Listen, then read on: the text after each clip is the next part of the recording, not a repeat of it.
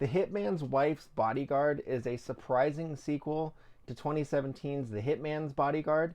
It brings back its main cast, Ryan Reynolds, Salma Hayek, and Samuel L. Jackson. It also has original director Patrick Hughes, along with the original movie's writer Tom O'Connor, who co-wrote this movie with Brandon and Philip Murphy. It follows Ryan Reynolds' bodyguard, Michael Bryce, as he attempts to continue to move past the traumatic events of the first movie at the hands of Darius Kincaid, the hitman played by Samuel L. Jackson, and he even attempts to take a sabbatical to help along his healing process. But his sabbatical is quickly interrupted by Sonia Kincaid, Darius's wife, who is played by Salma Hayek. Darius has been kidnapped by the mob, and he has asked her to get him to help rescue him. From there, after that mission is complete and they've been reunited, the trio is recruited by Interpol to help stop a global terrorist mastermind from executing a plot that will destroy the foundation of all of Europe. And from there, it's up to them to survive the mission and just survive all the wacky hijinks that they get into. This is a movie that I did not think there would be a sequel for. And then when I looked up the original movie and saw that it made like $176 million worldwide, I was like, oh, okay, I understand that a little bit more now. Against like a $60 million budget, I should say. So it's pretty clear that it's obvious why they would want to get a sequel out as fast as they could, as long as all of the cast was game. And clearly the cast was like, hey, yeah, I'll go to Europe. I'll go all around Europe to film this movie. That's fine by me. And I gotta be honest, I was ready to sit down and record a review and be like, this movie sucked. It was a needless sequel. I was ready to just completely unload because the first hour of this movie is rough. It is just stale jokes. It is just repetition. You hear Ryan Reynolds say, I'm on sabbatical in like 15 different ways and inflections.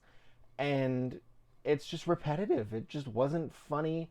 The action sequences weren't really memorable at all either, and it was just loud. It was just loud and obnoxious, drowning out any dialogue, any jokes, anything. It was very formulaic.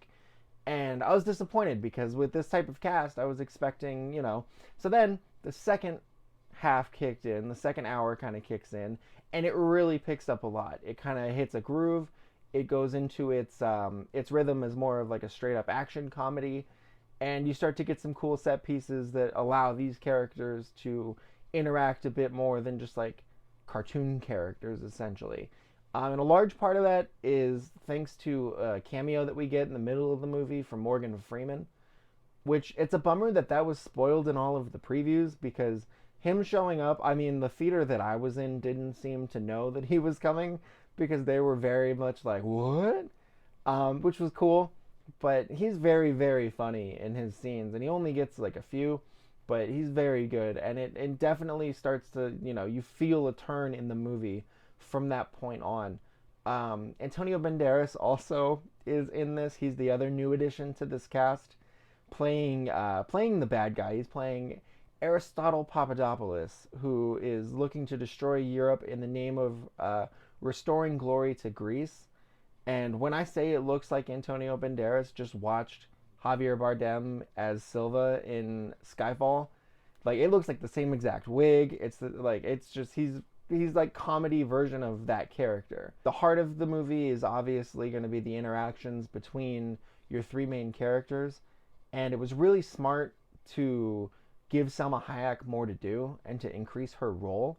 The only bummer is the role that they decided to give her is one that basically all she does is whisper and have quiet scenes where she wonders like, oh, could I be a good mom? And scenes where she just screams and cusses really loud multilingually. Like that's like the two ranges they give her this whole movie. And she's a lot more accomplished of an actress than that. So it was disappointing to see that it was such a one-note type of role that they had for her. And the other thing is you get Antonio Banderas and Salma Hayek together again on screen, and you don't give us like some Desperado reference, like some tongue in cheek or like wink to the like these movies aren't serious movies as it is. It's not like you can't, break the fourth wall with a reference to their previous films together.